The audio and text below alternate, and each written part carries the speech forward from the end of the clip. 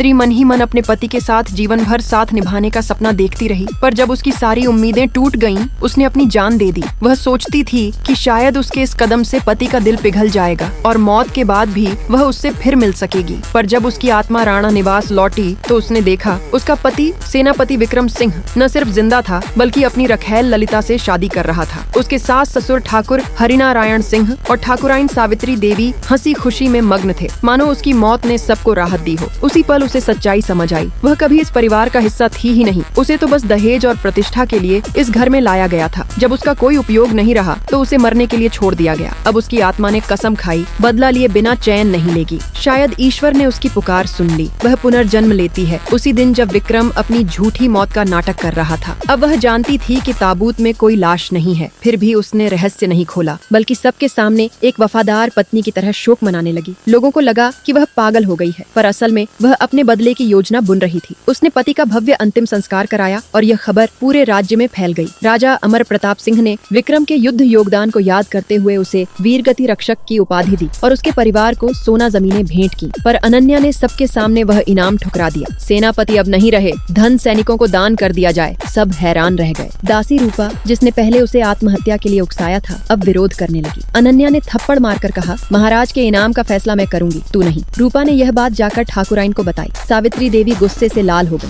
अनन्या पर बरस पड़ी कि उसने महाराज का इनाम क्यों लौटाया। अनन्या ने आंसू बहाते हुए कहा, विक्रम जी सैनिकों के लिए समर्पित थे, अगर ये धन सीमा के वीरों को मिले तो उनकी आत्मा को शांति मिलेगी। सावित्री देवी शांत तो हुई, पर बोली, ठीक है, धन मत लो, पर सेनापति की उपाधि वापस मांग लो। अनन्या मुस्कुराई। अब उसे अपने पिछले जन्म की याद आ गई, जब उसके पति ने उसके मायके को देशद्रोही बताकर मरवा दिया था। अब वही दर्द लौटाने का समय था। दूसरी ओर विक्रम सिंह ललिता के साथ प्रेम में डूबा भविष्य की योजनाएं बना रहा था, अनजान कि उसका अंत पास है। अंत्येष्टि के दिन अनन्या ने गहरा शोक दिखाया। रूपा और सावित्री देवी ने मिलकर तय किया कि उसे फिर से मरने के लिए उकसाया जाएगा। रूपा जोर जोर से रोने लगी ताकि अनन्या भावनाओं में बहकर आत्महत्या कर ले। पर अब अनन्या सब जानती थी। उसे पता था पूजा की मोमबत्तियों में नशीला पदार्थ मिलाया गया है। उसने सभी को बाहर भेज दिया, कहा कि वह पति से अकेले बातें करना चाहती है। असल में वह रूपा को फंसाने की योजना बना रही थी। रूपा छिपकर देखने लगी, पर जैसे ही उसे लगा कि अनन्या अकेली है, वह चली गई, बिना जाने कि अब वही अपने मौत के फंदे में फंस चुकी थी।